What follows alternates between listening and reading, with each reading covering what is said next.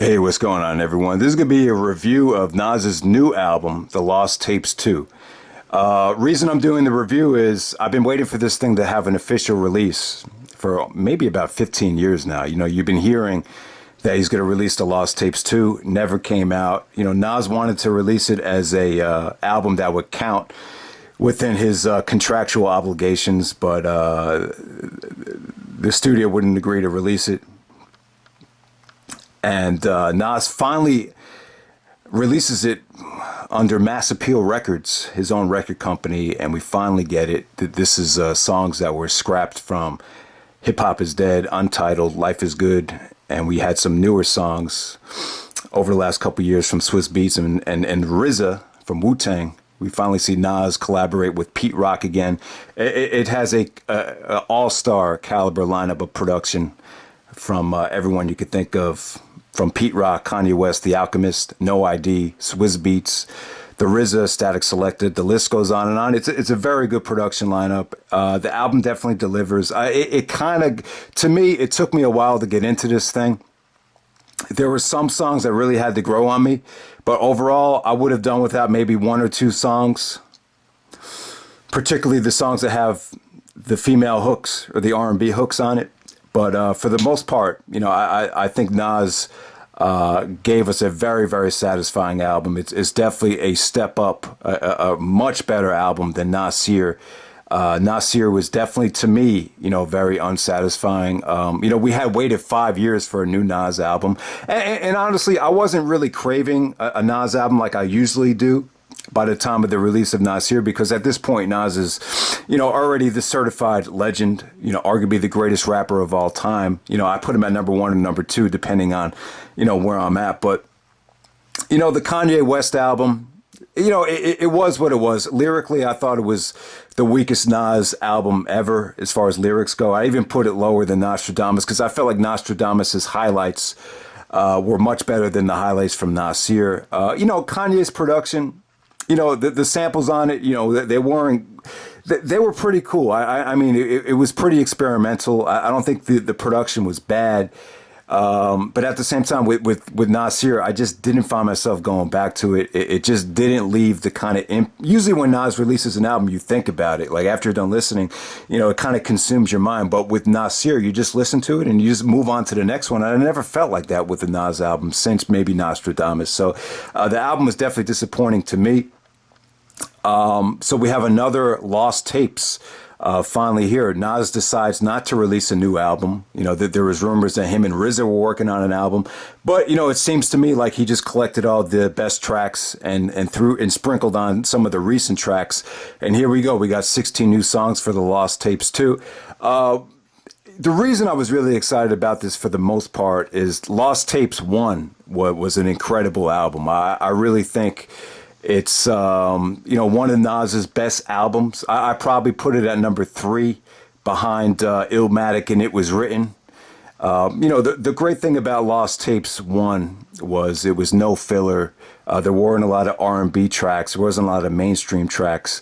A lot of those tracks were bootlegged during the release of I Am and Nostradamus, which was originally supposed to be a double CD, but, you know, it was scrapped due to bootlegging. And then the other problem was Steve Stout, you know, Nas's manager at the time, saw that hip hop was making more money if it was a little bit more mainstream, more R&B, you know, due to recent successes of the Fugees and Lauryn Hill. So that's probably why a lot of the great songs from the Lost Tapes were scrapped and the double CD was scrapped.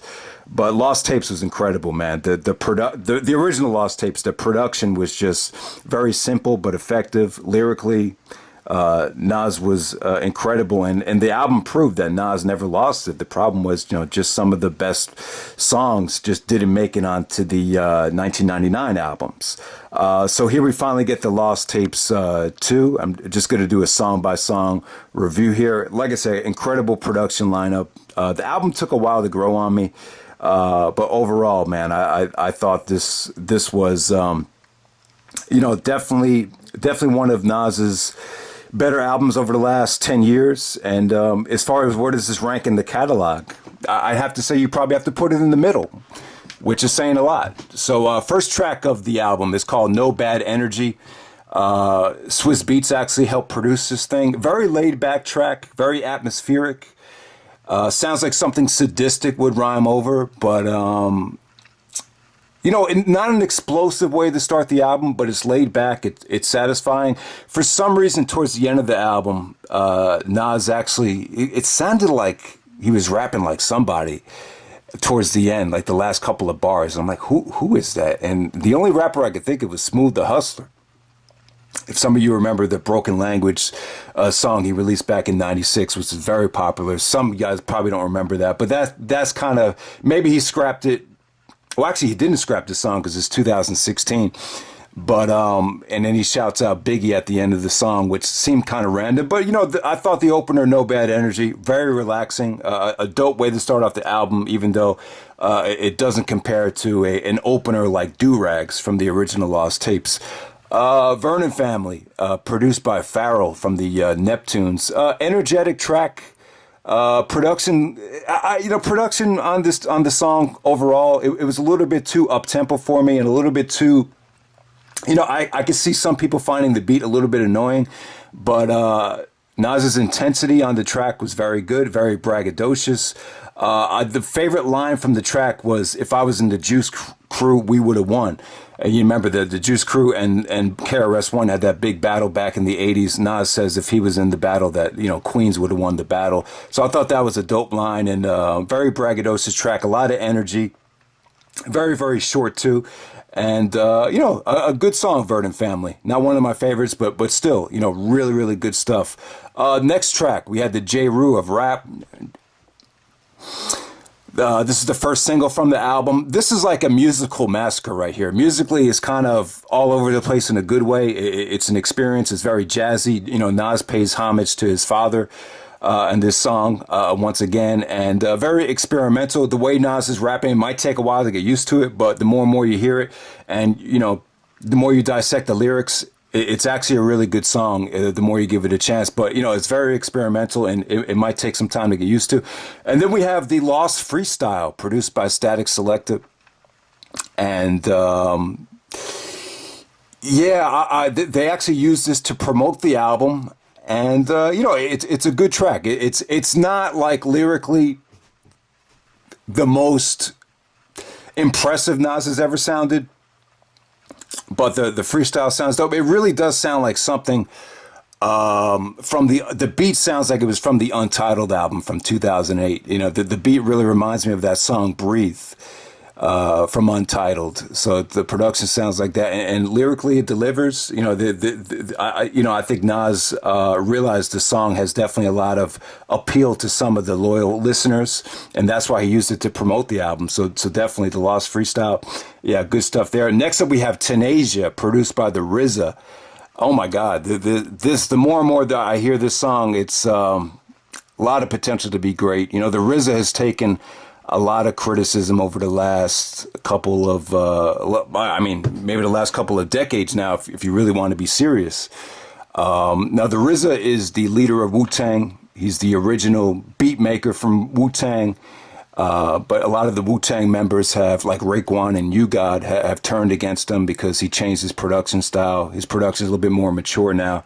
So a lot of the, street rappers, hardcore rappers from Wu-Tang, it's just RZA's state of mind just doesn't fit with a lot of the Wu-Tang members.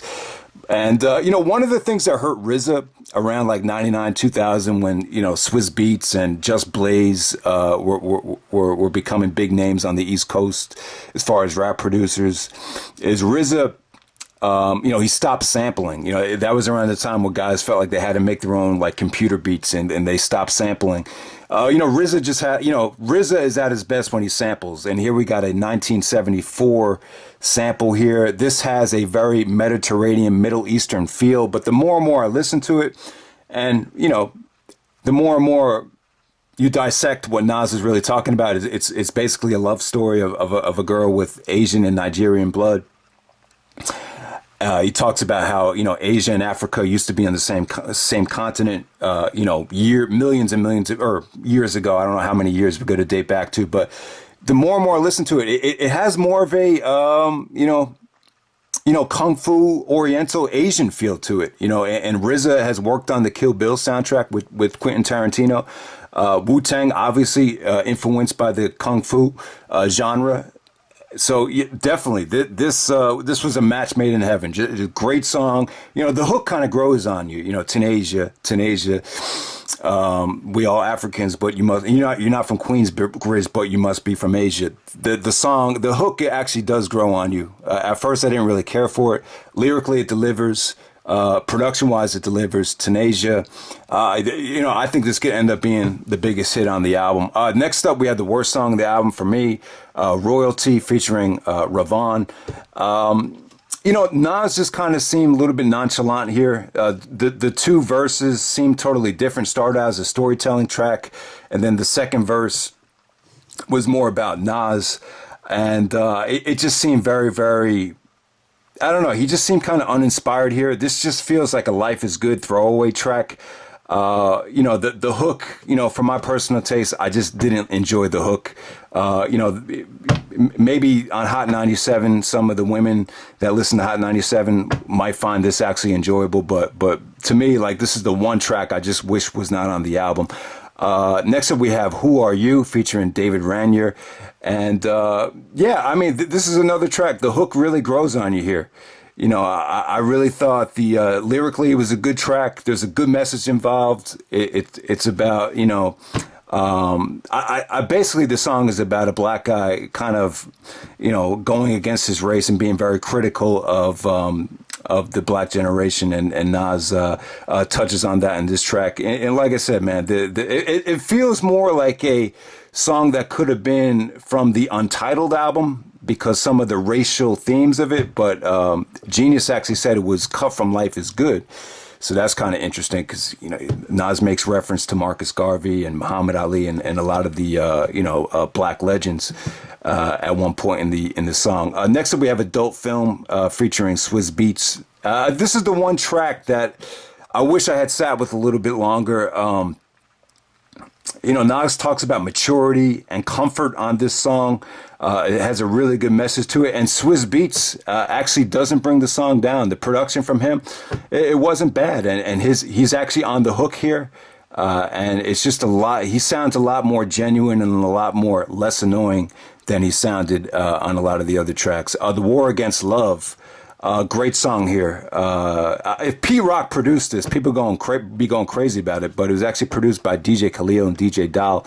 And I thought this is one of the best songs on the album to me. It's got a feel good beat to it, very laid back, but it just makes you feel good. War Against Love. He actually said that he was talking to Lauryn Hill and they were having a discussion about how conspiracy theories have made people turn against each other, and there needs to be less people always, lawyers and everyone trying to sue people over money, and we need to bring love back into into society. So, the message is a very positive message, and it's a very, production wise, it just makes you feel really good. Next up, we have The Art of It, produced by the legendary Pete Rock. Pete Rock is my favorite producer. For those that don't know, I actually just uploaded a top 50 Pete Rock beat songs. Pete Rock, he's just very soulful. He has a lot of samples, jazz samples. He's just an incredible producer. Like from my personal taste, he's my favorite producer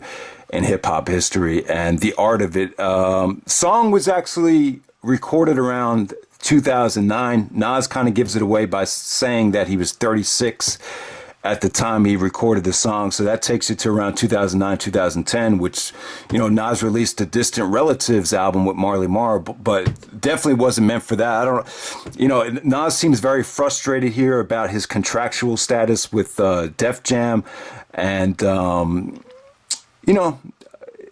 he sounds very agitated, and lyrically it was a great song though. He definitely took it out here. This is probably lyrically, I would say this is probably the best song of the album. Pete Rock actually samples the Naughty by Nature great song from Uptown Anthem, kind of like those organ keys at the beginning of the track, and then he kind of blended it in and sped it up a little bit, and it came out great. They even gave KG from Naughty by Nature production credits on here as well. So Yeah.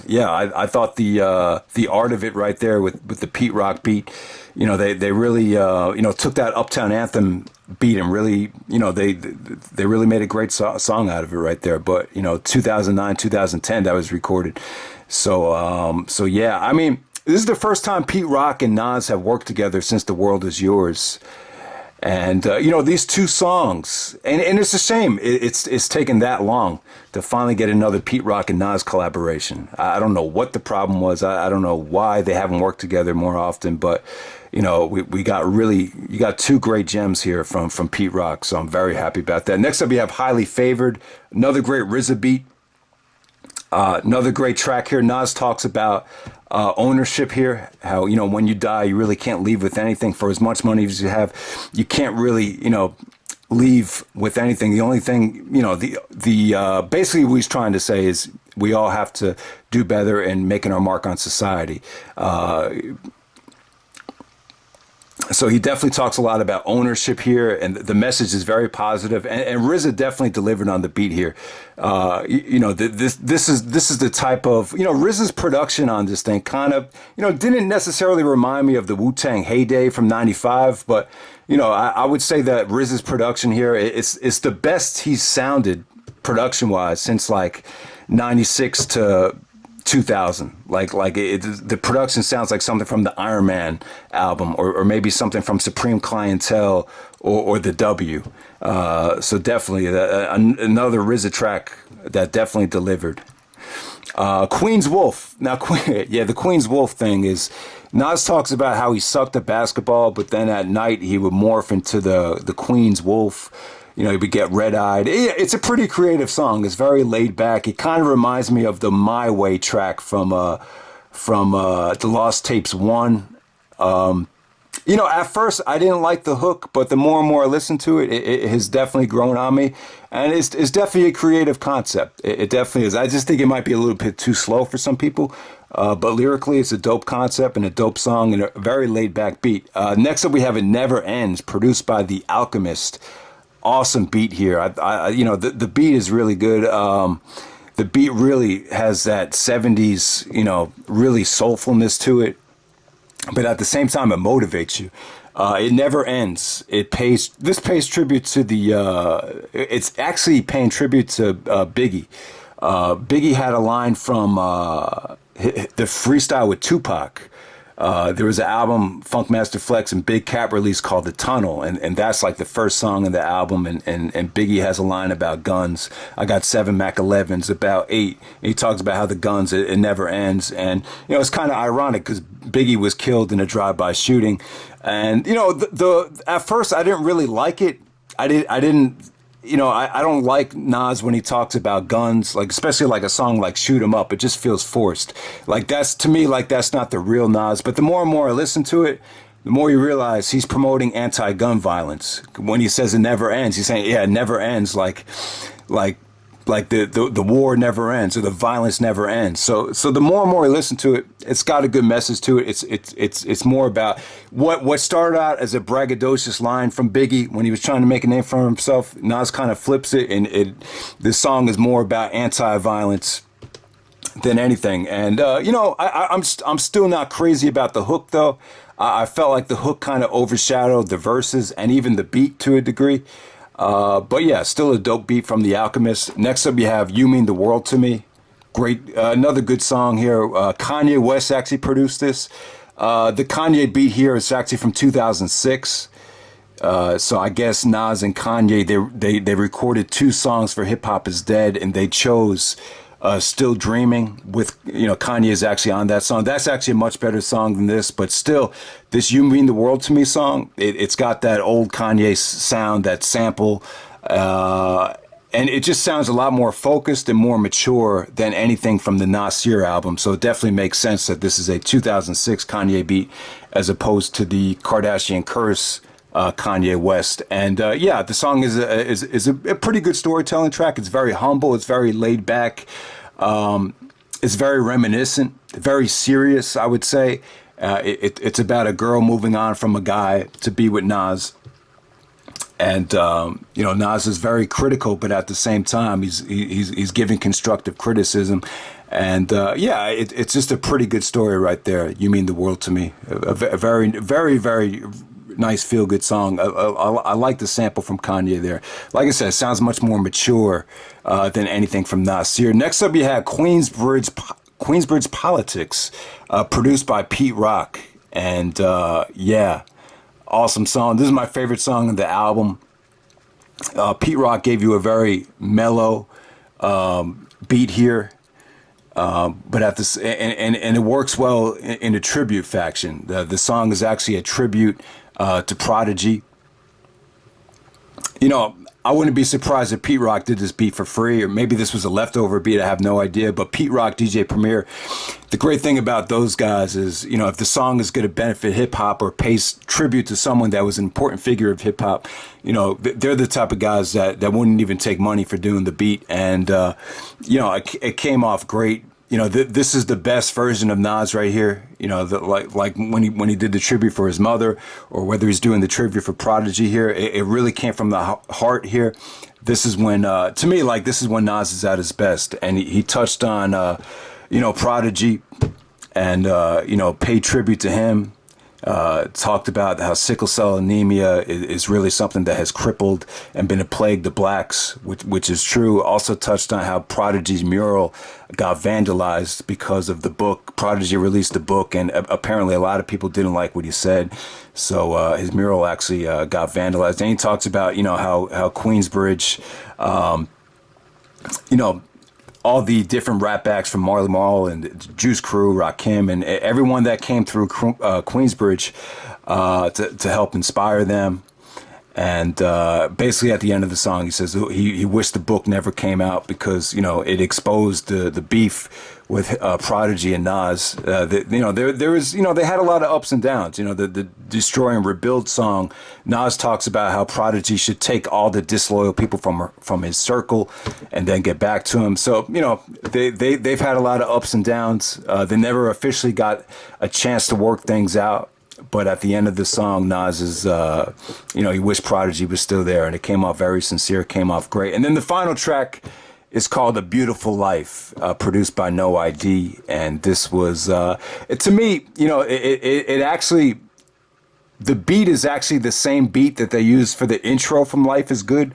It sounds to me like they were contemplating opening up Life Was Good with this song, or maybe even closing Life Is Good with this song. I'm glad they didn't, though.